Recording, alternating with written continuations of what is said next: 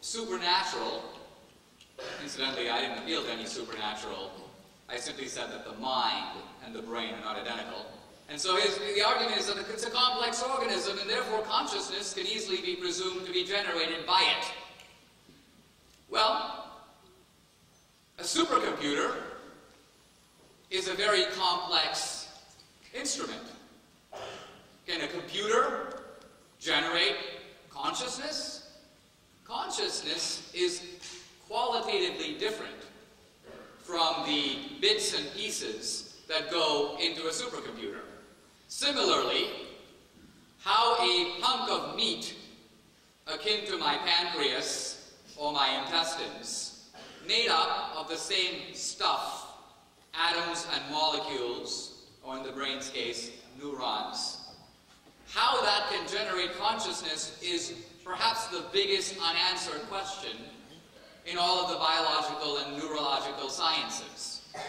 So the question that simply presumes that there's got to be some way runs into the fact that if there's got to be some way, we don't know that way. We don't know how this hunk of meat can generate awareness, feeling, emotion, discrimination between right and wrong.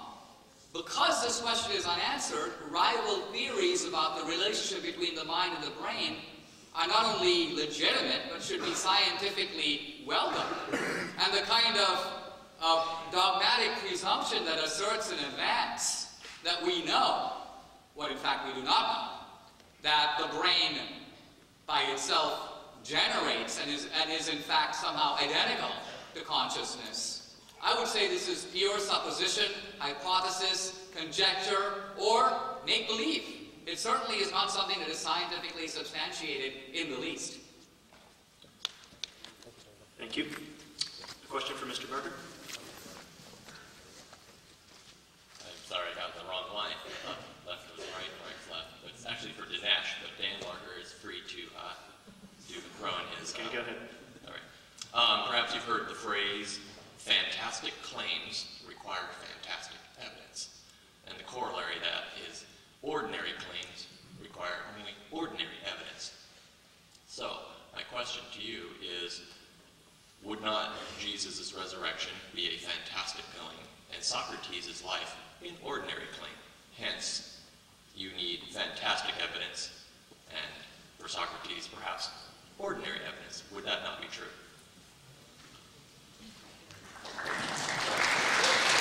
Please hold your applause until the speaker's finished. I think that on the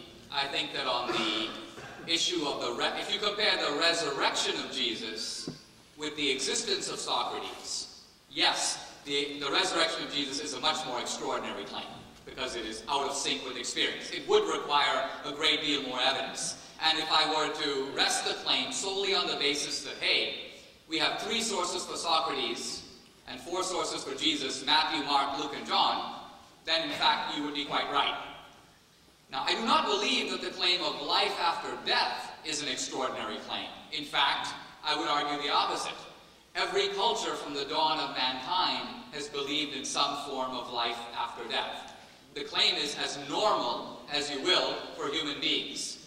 And again, when we look at the face, we see a horizon, death, with no knowledge of what comes beyond. So what are the probabilities? Does one automatically assume that, make a post-enlightenment assumption, there's no life after death, you prove it? I would argue that the issue of life after death is similar to, is there life on other planets? There's no burden of proof. There's no reason to write it off in advance. There's no reason to suppose that if there is, it would look, if I were to say that there's life on other planets and the Martians or the aliens have 10 eyes, could we automatically write that off as inherently ridiculous because we've never seen a guy with 10 eyes? Yeah. No, because life after death could take a completely different form than life here. Life after death could be subatomic. Life after death could be not carbon-based. So the fact that you so vigorously nod your head shows that you are captive to the biggest, you may say, error that modern science has exposed, which is that our experience of reality is not a very good guide to reality itself. You are like the guys who said that the earth can't move because we don't feel it to move. You're like the guys who said all swans are white because Western man had never been to Australia and seen a black swan. So the repetition of ignorant experience leads you to a universal proposition, and you're not open-minded to other possibilities. That's a very unscientific habit of mind.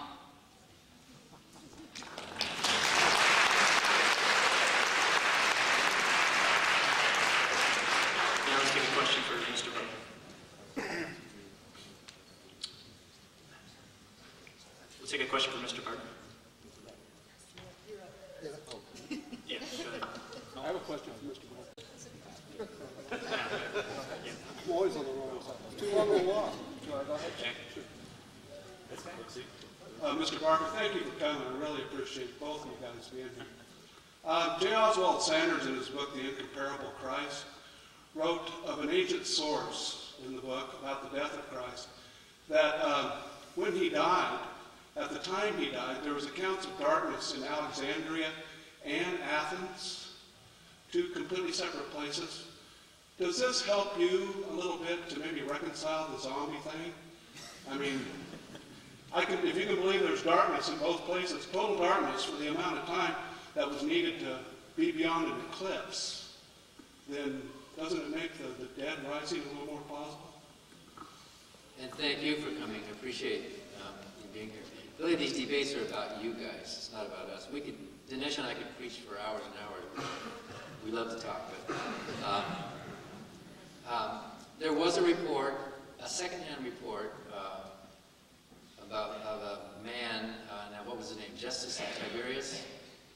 No, that wasn't it. But there was a report about, an early report, questioning the eclipse of the sun, because the Passover happens during the new moon. No, the Passover is the first. In any event, the moon was in the wrong place. There could not have been an eclipse of the sun. Why am I confused? Passover is the first You always be confused. Sunday.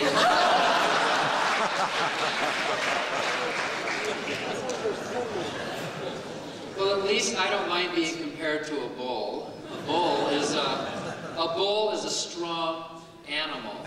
But you also know that at a rodeo there's also a clown.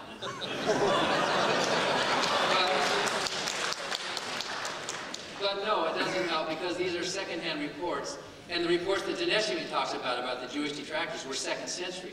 They were detracting not the original followers. They were detracting 2nd or 3rd or 4th generation Christians who were perpetuating this myth. And by that time, what did anybody know? So the Jews who were detracting Christianity in the 2nd century were simply trying to raise objections not to what really happened, but to what was believed to have happened during that time, like a century later. I do want to mention that when it comes to other historical sources, reports of Caesar, Alexander the Great, these are often hundreds of years after the fact. These are often given by historians who had no knowledge of the circumstances directly, and yet are taken by historians as believable accounts of that time. So there seems to be a kind of selective bigotry, if you will, that applies a different standard of historical judgment to the events of the New Testament as it would apply to any other document. Question for Mr. D'Souza. Yeah, a question. If consciousness exists in the mind separate from the brain, and if the mind is what continues after death, does that mean that Ronald Reagan is spending eternity unable to remember anything or think clearly?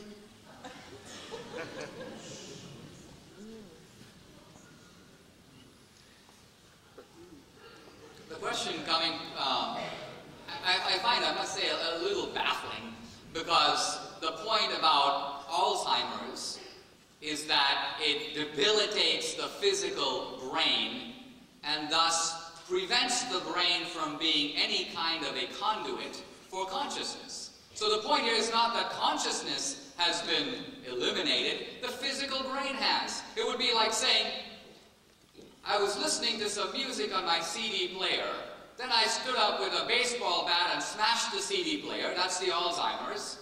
No more music came out, and therefore the sound waves themselves no longer can play. That doesn't follow at all. Of course the physical implement is broken. Of course consciousness can't manifest itself through a brain that is damaged and deteriorated. That's not even a subject for debate. I'm raising an argument that was raised by William James, the founder of modern psychology, in a book called Human Immortality, in which he raised two possibilities. He said one possibility is that the brain and the mind are identical. Now, we have to, if you can give me a moment to focus on this, it's worth thinking about. The brain and the mind are the same thing. Now, if two things are the same thing, then the properties of one should apply to the other, right? It would be like if someone knocked on my door and I opened the door and he says, I'm Barack Obama. Then everything that is true of Obama should be true of that guy. If that guy has a mole on his right cheek and he claims he's Obama, if he's right, the real Obama should have a mole on his right cheek. So let's compare the mind and the brain, and let's see if the properties of the one are the same as the properties of the other. First of all, the mind is subjective. The mind is known, my mind is known only to me. You don't know it. You can infer it from my statements, but you don't know my mind. I do from the inside. It's subjective. The brain is objective. In fact, a neuroscientist knows more about my brain than I do. But a neuroscientist does not know more about my mind than I do, because even he, with all the instruments at his disposal looking at my brain, cannot tell me what I'm thinking. Only I know that. So the mind is introspective or subjective. It's private. The brain is objective. Here's another interesting point. If the mind and the brain are the same thing, if they're identical, it should follow that physical states of the brain, and mental states are equivalent. In other words, if I say, George Washington was the greatest president, that's an assertion of my mind. But my brain should be in a certain specific state when I said that. George Washington was our greatest. That belief should have a corresponding brain state. Now, if you stand up and say, George Washington was our greatest president, you have the same belief. And therefore, if the mind and the brain are the same, your brain should be physically configured in exactly the same way as mine, because you have exactly the same belief at that moment. But in reality, every neuroscientist knows that that's false. Our brains are not identically configured. We can have identical beliefs, but with completely different neurophysiological wiring, and therefore the idea that the brain is the mind does not hold up to empirical and logical scrutiny. The point I'm trying to make here is we're not going to settle a huge issue like the mind and the brain tonight. I just want to give you a window of the level of argument that needs to be made to establish premises that very often on secular campuses are asserted dogmatically. People essentially presume that the mind and the brain are the same. They assume that brains can generate consciousness. They have not a shred of evidence for any of this. It is the dogmatism of modern secularism. But it requires evidence, the same way that theological claims require evidence. That's my point about the mind and the brain. Can I take a minute to respond? I'll try to be brief here. Dinesh's comments are a prime example of equivocation. No one thinks the mind and the brain are the same things. It's comparing apples and oranges. I don't think any scientist today would say they are the same thing, in the same sense that no one thinks the stomach and digestion are the same thing, or that the heart and circulation are the same thing. Digestion and circulation and mind are labels that we give to how an organ is functioning. So to say that digestion has different properties from what the stomach has is not to say that the digestion is not a functioning of that organ. And by the way, I wouldn't use the word generated. I don't think the mind is generated by the brain. I think it's a function of. To say that it's generated by shows your equivocation. It shows that you think that the mind is actually a thing. You actually think mind is a substance, an entity, a soul, a spirit, something that exists as a